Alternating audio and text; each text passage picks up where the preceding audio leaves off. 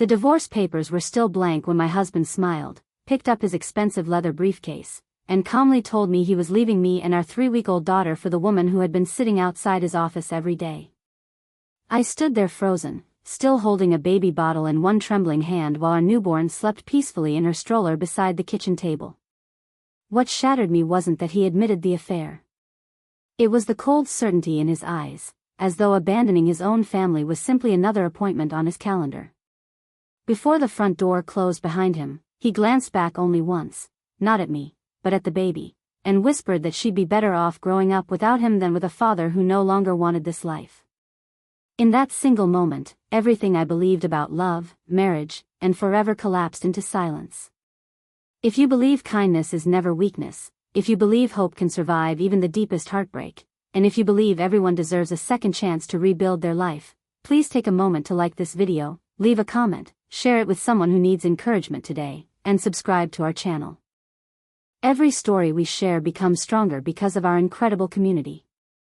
My name is Brenna Holloway, and until that morning I believed I had built the perfect life. I was 32 years old, a pediatric occupational therapist who had taken maternity leave after the birth of our daughter, Ivy. My husband, Colton Mercer, owned a fast-growing architectural consulting firm that specialized in luxury commercial developments across several states. We had spent nearly 10 years together, beginning as college sweethearts who dreamed of building a future filled with laughter, family vacations, Sunday breakfasts, and children running through a backyard that overlooked rolling green hills. Looking back, I can still remember how genuine those dreams once felt. They were never fake. Somewhere along the way, they simply became less important to him than success. The first few years of marriage were beautiful.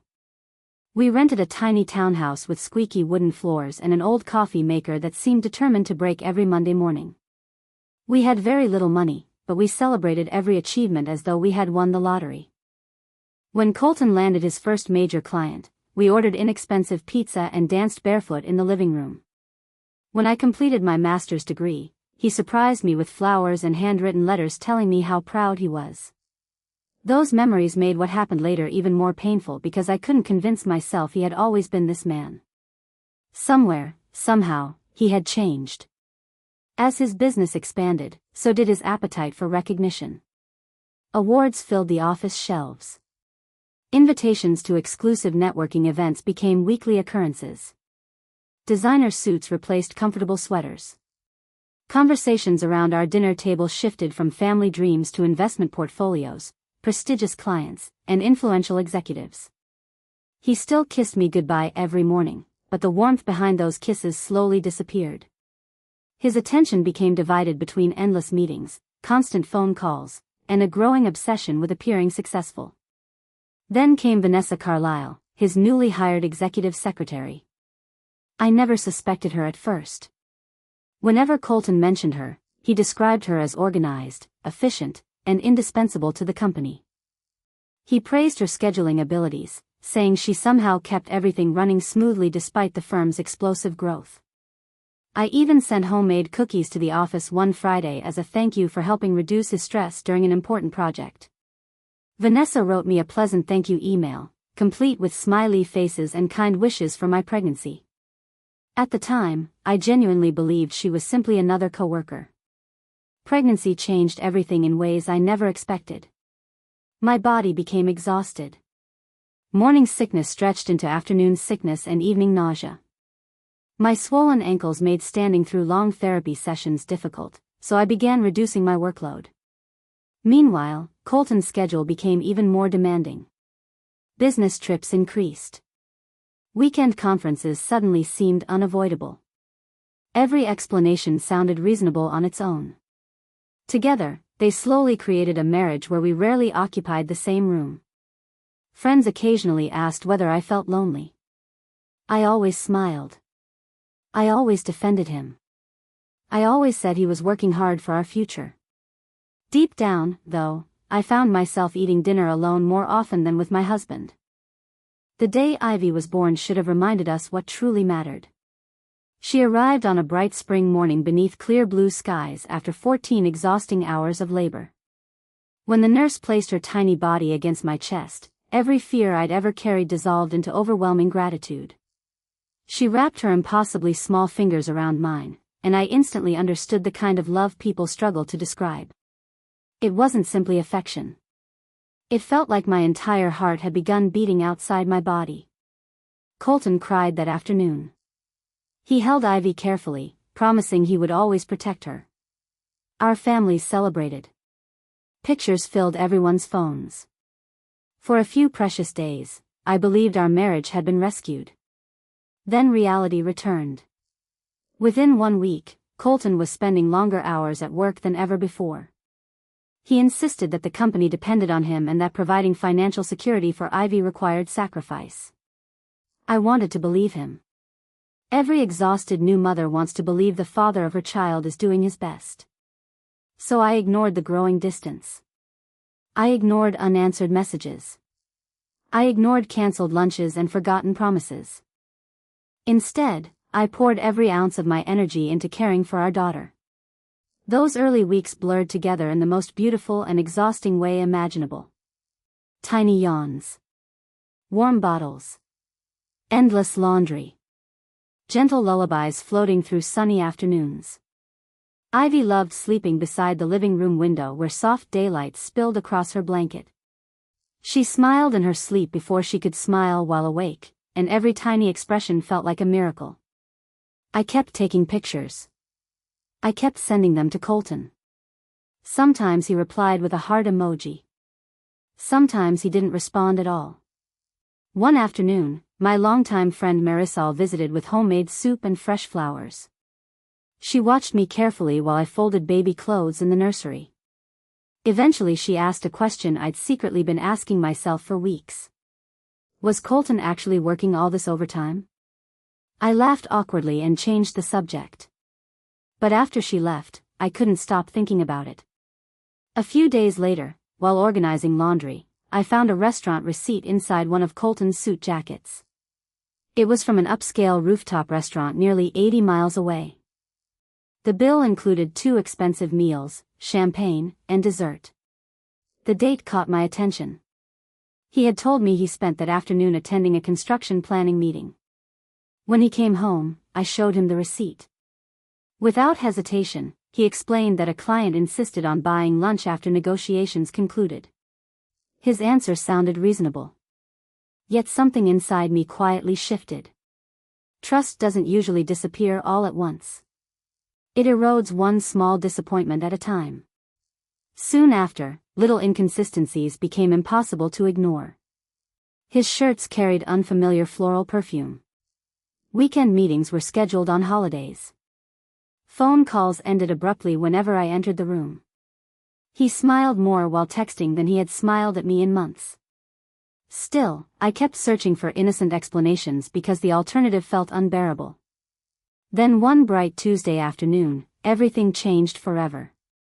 I had packed Ivy into her stroller and driven across town intending to surprise Colton with lunch. The weather was beautiful. Families filled the parks. Children chased bubbles across open fields while sunlight shimmered across downtown windows. I remember thinking it would be nice for him to see Ivy during the middle of his workday. When I arrived at his office, the receptionist looked confused. She politely informed me that Colton had already left hours earlier. I smiled awkwardly and said perhaps I misunderstood his schedule. She apologized and casually mentioned that he had gone out with Vanessa for another client meeting. Another. The word echoed inside my mind. Apparently these lunches happened often. Driving home, I couldn't stop replaying everything that had happened during the previous months. Every excuse. Every canceled plan. Every unanswered message. The pieces finally began fitting together. That evening I asked him directly whether there was someone else. He looked almost offended. He wrapped his arms around me. He kissed Ivy's forehead. He assured me I was simply overwhelmed by new motherhood. He told me I needed more rest. For a few minutes, I almost believed him. Then I noticed his phone lighting up on the kitchen counter. A message appeared across the screen before it locked again. It wasn't the words that shattered me. It was the tiny heart emoji beside Vanessa's name. I said nothing.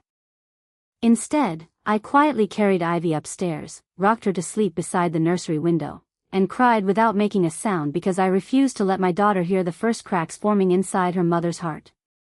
I had no idea that within days Colton would stop pretending altogether, and the family we had spent 10 years building would come crashing down in broad daylight before my eyes. The following morning arrived with warm sunshine spilling through the kitchen windows, but nothing about my life felt bright anymore. I barely slept after seeing Vanessa's name glowing across Colton's phone. I wasn't looking for proof anymore. My heart already knew what my mind had been refusing to accept. As I rocked Ivy in the nursery, watching tiny beams of daylight dance across the walls, I realized I had spent months protecting my marriage while my husband had been protecting his secrets. The hardest part wasn't believing he had fallen in love with someone else. The hardest part was realizing he had stopped fighting for us long before I noticed. Over the next several days I paid attention instead of making excuses. His behavior changed completely once he believed I would never challenge him. He left earlier every morning without kissing Ivy goodbye. He answered calls outside on the back patio. Even when he sat in the same room as us, his attention belonged somewhere else. Our daughter would reach toward him with her tiny hands, and he would glance up from his phone for only a second before returning to whatever message had captured his interest. I watched the man who had once promised to protect his family slowly become a stranger living under the same roof. One sunny afternoon my sister, Meredith, stopped by with groceries and noticed how quiet I had become. She never pressured me to talk, but mothers have an instinct for hidden pain. While Ivy slept peacefully in her bassinet near the living room window, I finally admitted everything I had been carrying inside. I told her about the perfume, the missing evenings, the restaurant receipt, the message from Vanessa, and the overwhelming feeling that my marriage was slipping away. Meredith didn't rush to judge Colton or tell me what decisions to make. Instead, she gently held my hand and reminded me that no matter what happened, I was stronger than I believed. She looked at Ivy sleeping so peacefully and whispered that children deserve parents who chose them every single day. Those words stayed with me. 2 days later Colton came home unusually cheerful. He walked into the kitchen carrying fresh pastries as though he had suddenly remembered how husbands were supposed to behave. He complimented my cooking, asked how Ivy was sleeping, and even suggested taking a family walk after lunch. For a brief moment I allowed myself to hope. Maybe he had realized what he was risking. Maybe he wanted to repair our marriage before it was too late. That hope lasted less than an hour. While clearing the table, his phone buzzed again. He quickly grabbed it, but not before I noticed Vanessa's smiling photo filling the screen. He excused himself and stepped outside, speaking softly for nearly 20 minutes. When he returned, he claimed it had been an important client emergency. He never realized I had quietly walked onto the back porch just as he finished the call. The last sentence I heard destroyed every remaining illusion. He promised her that everything would be settled soon and that they wouldn't have to hide much longer. I didn't confront him. Not yet. Instead, I began preparing myself for a future I had never imagined. During Ivy's afternoon naps I updated my resume, contacted my employer about returning to work when maternity leave ended, opened a separate bank account, and quietly gathered copies of every important financial document in the house. I wasn't planning revenge. I was planning survival. A week later, the moment I had been dreading finally arrived. It was a beautiful Saturday afternoon. The neighborhood children were riding bicycles outside while birds filled the trees with cheerful songs. Ivy had just fallen asleep after her bottle, and I was folding tiny baby clothes in the living room when Colton walked inside carrying a suitcase. He wasn't dressed for a business meeting.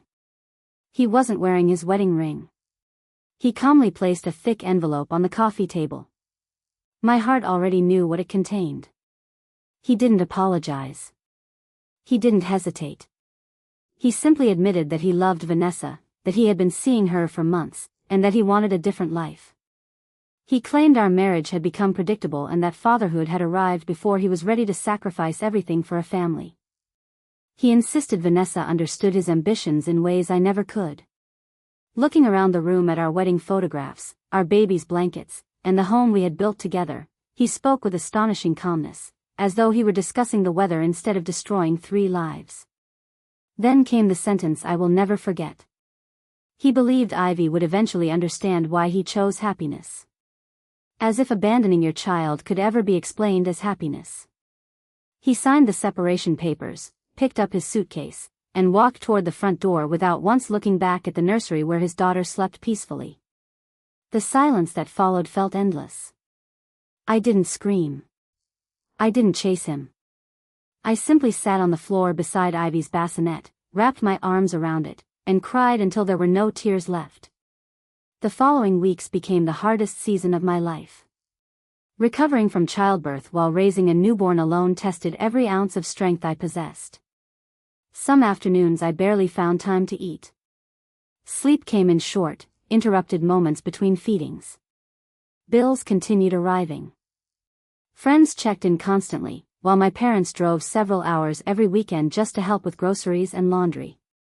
Their kindness reminded me that family isn't measured by who shares your last name but by who refuses to let you face hardship alone. Meanwhile, Colton seemed happier than ever. Social media filled with photographs of expensive vacations, luxury restaurants, golf resorts, and smiling business celebrations. Vanessa appeared beside him in nearly every picture. They looked glamorous, successful, and completely unbothered by the family he had left behind. People who knew us began asking uncomfortable questions. Some believed his version of events. Others quietly stopped speaking to him altogether. I ignored the rumors. My focus remained on Ivy. Every morning I took her for long walks beneath sunny skies, whispering promises that she would never question whether she was loved. I celebrated every tiny milestone with photographs and journal entries. Her first laugh. Her first attempt at rolling over. The way she squeezed my finger before falling asleep. While Colton chased excitement, I discovered that the smallest moments often carried the greatest joy. 3 months passed. Then 6. By autumn I had returned to work part-time while my parents helped care for Ivy. My confidence slowly returned. Colleagues welcomed me back warmly. Patients reminded me why I had chosen my profession. For the first time since the separation, I realized I had smiled without forcing it. Then life quietly began balancing the scales. One afternoon an old family friend who worked in commercial real estate invited me for coffee after hearing about my situation. During our conversation he casually mentioned that Colton's company had started losing major contracts. Several longtime clients had grown uncomfortable after hearing about personal scandals affecting the firm's reputation. Investors disliked instability, especially when it involved the public face of a business. At first I felt no satisfaction. I simply hoped he would eventually become the father Ivy deserved. But the problems didn't stop there. Within weeks another former employee contacted me. Several senior architects had resigned, frustrated by Colton's increasingly reckless decisions. Vanessa, now heavily involved in company operations despite lacking experience, had convinced him to pursue risky expansion projects that drained company resources. Expenses soared while profits shrank. Projects missed deadlines. Clients began canceling contracts. The man who once believed he could control every outcome was slowly losing control of everything. Still, I refused to celebrate. Pain had already taught me that another person's downfall rarely heals your own wounds. Then, nearly a year after he walked away, I received an unexpected letter requesting a meeting. Not from Colton. From his attorney. As I read the contents beneath the warm afternoon sunlight streaming across my dining table, I realized the confident man who had abandoned his wife and newborn believed he could now ask for something he had never earned. The letter sat on my kitchen table for nearly an hour before I found the courage to open it completely. Ivy, now almost a year old, was happily stacking colorful wooden blocks on the living room rug while bright afternoon sunlight poured through the windows. Watching her laugh reminded me that no envelope, no lawyer, and no painful memory would ever again become more important than the little girl who had unknowingly saved my life. When I finally finished reading the letter, I almost couldn't believe what it said. Colton wasn't asking for forgiveness. He wasn't asking to reconnect with his daughter. He was asking the court to reduce his child support payments because his company was on the edge of bankruptcy. The irony was impossible to ignore. The man who had once insisted he needed freedom to chase success had lost the very success he abandoned his family to protect. A week later I attended the scheduled mediation meeting. It was held inside a quiet office overlooking a city park where families were enjoying the warm afternoon. Children laughed as they chased one another across the grass while parents sat beneath large maple trees sharing picnics. Through the window I watched fathers pushing strollers, teaching toddlers to walk, and lifting children onto their shoulders. Every scene outside reminded me of everything Colton had willingly thrown away. When he entered the conference room, I almost didn't recognize him. His expensive tailored suits had been replaced by an ordinary jacket that looked several years old. Dark circles rested beneath his eyes. The confident smile that once convinced clients to invest millions had disappeared completely. He looked exhausted, not simply from financial stress, but from carrying the weight of countless poor decisions. For several long moments neither of us spoke. The mediator quietly reviewed paperwork while I noticed something even more heartbreaking. Colton kept staring at the family photo I had placed inside Ivy's folder. It was the first recent picture he had seen of his daughter. She had grown so much. Her tiny newborn face had become a cheerful little girl with bright curious eyes and soft golden curls. She looked so happy that anyone would immediately know she was deeply loved. His eyes filled with tears. For the first time since our separation, I saw genuine regret instead of pride. Over the next hour the truth slowly emerged. The relationship he had sacrificed everything for had collapsed months earlier. Vanessa had remained by his side while the money continued flowing, but as projects failed and investors disappeared, so did she. She accepted another executive position across the country and left without looking back. Several employees later admitted she had encouraged reckless business decisions because they benefited her financially in the short term. By the time Colton realized how badly the company had been damaged, it was too late. His reputation had suffered. Longtime clients refused to return. Banks declined additional financing. His luxury home had been sold. His sports car was gone. Even many of the friends who once surrounded him at expensive restaurants had quietly disappeared. He hadn't simply lost his company. He had lost the life he believed mattered most. After the meeting ended, he asked whether we could walk outside for a few minutes. For Ivy's sake, I agreed. We sat on separate benches overlooking the park. The afternoon breeze gently moved the tree branches while children played nearby. It was peaceful, almost painfully so. Colton admitted something I never expected to hear. He said the moment he walked away from our home carrying that suitcase, he believed happiness would automatically follow. Instead, every promotion, every expensive vacation, every luxury purchase had felt strangely empty. He kept telling himself success would eventually erase the guilt, but every Father's Day advertisement, every little girl holding her dad's hand at the grocery store, every family laughing together at the park reminded him of the daughter who would one day grow up without memories of him. He confessed that the day Vanessa left him wasn't actually the worst day of his life. The worst day came weeks later when he realized Ivy had celebrated her first birthday without him. He had missed her first smile. Her first laugh. Her first steps. Her first word.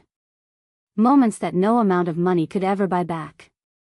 I listened quietly. Months earlier I would have desperately wanted this apology. Now I simply felt calm. Not because the pain had disappeared. Because I had finally healed enough that his words no longer controlled my emotions. Forgiveness, I discovered, isn't pretending someone didn't hurt you. Forgiveness is refusing to let their choices continue hurting you forever. I told Colton something he clearly wasn't expecting. I said I no longer hated him. Hatred had taken too much of my energy already. But forgiveness didn't mean restoring the marriage. Trust, once shattered so completely, couldn't simply be rebuilt with regret. Our story as husband and wife had ended the day he chose another life over his own child. However, our story as parents didn't have to end. If he truly wanted to become a father, then he would have to earn that privilege one ordinary day at a time. Not through promises. Through consistency. He nodded silently. There were no dramatic speeches. No begging. No excuses. Just quiet acceptance. Over the following months he did something surprising. He stopped trying to impress everyone else. Instead, he focused on becoming someone his daughter could eventually respect. He found steady work with a smaller architectural firm where honesty mattered more than prestige. He attended parenting classes voluntarily. He never missed scheduled visits. Sometimes those visits lasted only an hour at a local playground under bright afternoon skies, but he treated every minute like a priceless gift. At first Ivy barely recognized him. She clung tightly to me whenever he approached. Watching that broke both our hearts.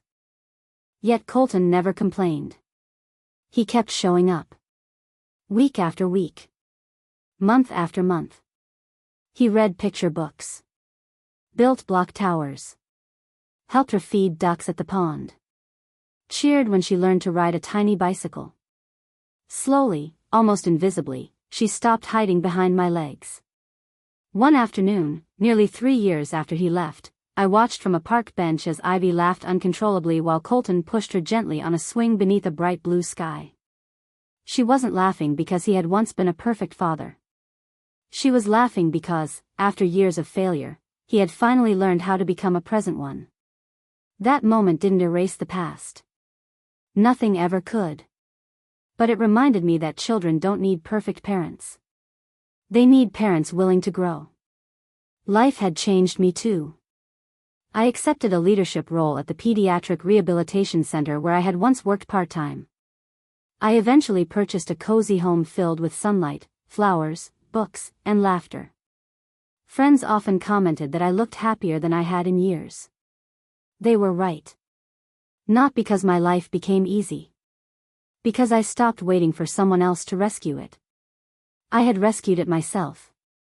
One afternoon Ivy asked why there were so many pictures of just the two of us from her baby years. I smiled gently and told her the truth in the simplest way a child could understand. Sometimes adults make painful mistakes. But love is shown by the choices we make afterward. She nodded thoughtfully before running outside to pick flowers for both her parents. Children have an extraordinary ability to choose love where adults often choose pride. Watching her reminded me that hope usually grows in places where we least expect it. Before we reach the end of this journey, I'd love to hear from you. Please leave a meaningful comment and tell us this. Do you believe someone who abandons their family can truly earn forgiveness through years of changed actions, or are some mistakes impossible to overcome? As I watched Ivy skipping across the garden carrying one flower for me and another for her father, I finally understood something that had taken years to learn. Colton lost his marriage, his wealth, his reputation, and the future he thought he wanted because he confused temporary excitement with lasting love. I lost the man I thought I would grow old with. But neither of us lost the opportunity to become better human beings. His journey became one of humility and responsibility. Mine became one of courage, independence, and peace. And Ivy grew up surrounded not by a perfect family, but by adults who eventually learned that love is measured not by beautiful promises but by faithful actions. If this story touched your heart, please like this video, leave a meaningful comment, share it with someone who needs hope today, and subscribe to our channel so you never miss another emotional journey. Remember that even after unimaginable heartbreak, healing is possible, forgiveness can set your own heart free, and sometimes losing everything is the only way for someone to finally discover what truly mattered all along.